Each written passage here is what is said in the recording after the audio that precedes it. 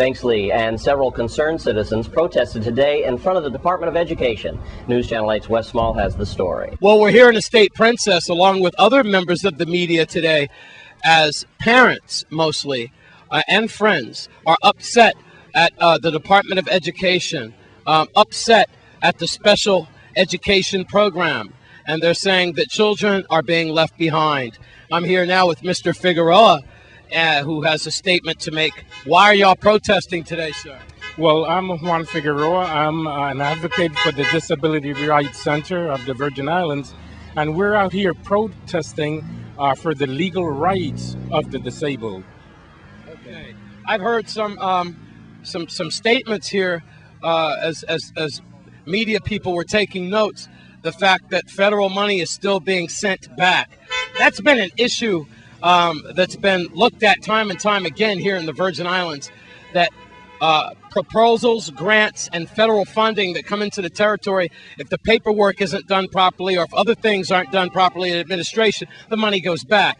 Are y'all protesting about that too? That I understand money is being sent back to the federal government that could be used for your special education program? Well, that's part of it. It's all, in the administrative area of it, but our role here today is to ensure that the disabled children are getting a free and appropriate public education. And you feel that they're not? Well, I think they're getting somewhat, but they're still lacking. There's still a lot of progress to be made. As compared to? Geographically, say, for Puerto Rico or Puerto Rico, that's correct. How many more years before the Department of Education is full compliance? And we're here with who today? My name is Joe Cooler, and I'm a person with a disability, but I'm out here fighting for the rights of the children. I'm no parent, but I think someone should stand up for them, and I'm one of them out here today. And I'm here now with Ms. Turner, who's with the Disability Rights Center here on St. Croix. And what is this protest all about in front of the Department of Education? This has to do with a parent support group who are sick and tired of being sick and tired of asking for services, asking for response to their needs. The issues are many, as you could see on those signs. Yes, ma'am. The parents decided that they needed to start a movement, and they began by getting petitions so that they received 574 signatures from the community, not just parents, the community, because it is a community issue. And that petition, along with the letter, was sent to Governor DeJohn Jr. And then a letter was sent to letter was sent to the Commissioner of Education, the Superintendent, Gary Malloy, to Carrie John from the state office, and Gail Perez, who's the local administrator. I understand that a couple of those people are across the street now? Yes. Yes. Ms. John and Ms. Perez? No, Ms. Perez is here because this is the local. Miss John is over there by Golden Rock. So I could go talk to Ms. Perez now. Oh, yes. Oh, That's yes. what I'm going to try to do. And before we wrap this up then, you'd like the public to know what?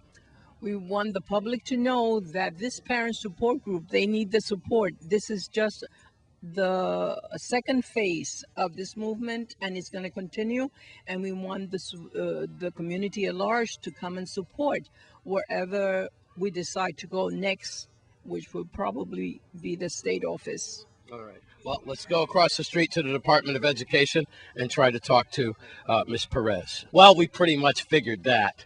They chased me out of here. I'm not going to get any information from the Department of Education, but we all knew that, right? Anyway, we know what's going on.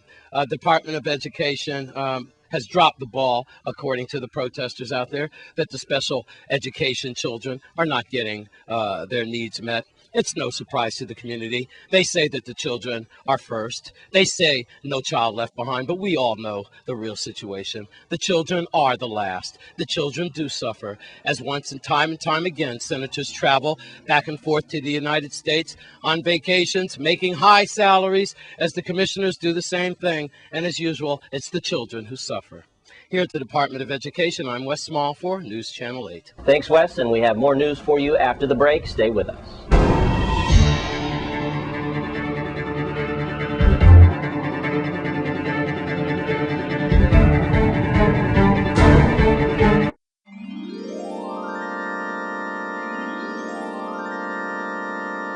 Welcome back, and we'll have your official triathlon results coming up in sports. But now we've got some of the local flavor of this fantastic event. Here's News Channel 8's Wes Small. So far now we have the sprint competition in the locals, Will Peel and Mike Klein. And Will, congratulations to you, my man.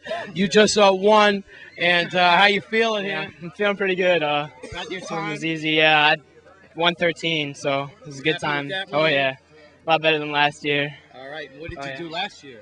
Last year, I don't even remember. I just know it was just like I dropped a bunch of minutes. So, So did you think you had a chance to win this today? yeah, kinda. I mean, I did you know, too. yeah, Right? Yeah. How old are you? yeah. I'm 16, 17 of the year, but Wow, yeah. you're a young guy. What school do you go to? Country Day. Country Day. So you got Yes, some sir. people out here? Yeah, they're all cheering for me. They're Yeah, very proud. yeah. And now you're a little older than 16. Yeah, I'm a senior at Country Day. Yeah. How old are you, man? 44. And you came in second. I came in second in the men's and third overall. The woman that just finished actually beat me. It was a 2-minute stagger. Wow. So I don't know where she is, but she's right there. That's the girl, the person that came in second overall. Well, congratulations smoked to it. both you guys, Yeah, man. thanks a lot. And how do you think the lead field's going to do? Do you think that they're going to get in here at a record time? I think so. It's a good day. It's a good day. It's a little hot, but the breeze helps out. yeah, it's nice. Yeah, It's a perfect nice day. breeze. Conditions are prime for a course record. And tell us about your medal. Well, You got that for helping out? no, this guy, it was a race. And he Sometimes- gave you it, huh? because I'm a surfer girl. Yeah. So he gave me and you this. were a really good helper too. That's why I got this medal. Yeah. Well, it was carnival time, baby, and News Channel 8's Lee Carl was there. Here he is wrapping it all up. While the official slogan of this year's carnival may have been echoes through time, the unofficial pervading theme at the climatic Adults Parade was definitely Big Girls Rule. Now, by the way, I want to mention that was not the Road March. That song, though, kept things bouncing and shaking, and I put shaking in parentheses, and from 10 a.m. till well after sundown. By the way, the parade was 7.5 hours.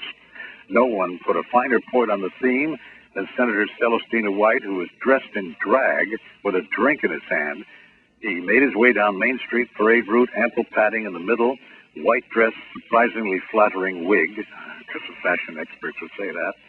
This is incredible. Look at these costumes. So said a friend that was down looking at it. More tasteful troops danced by. Two were traveling on a cruise ship. They stumbled into the fun when things got hot.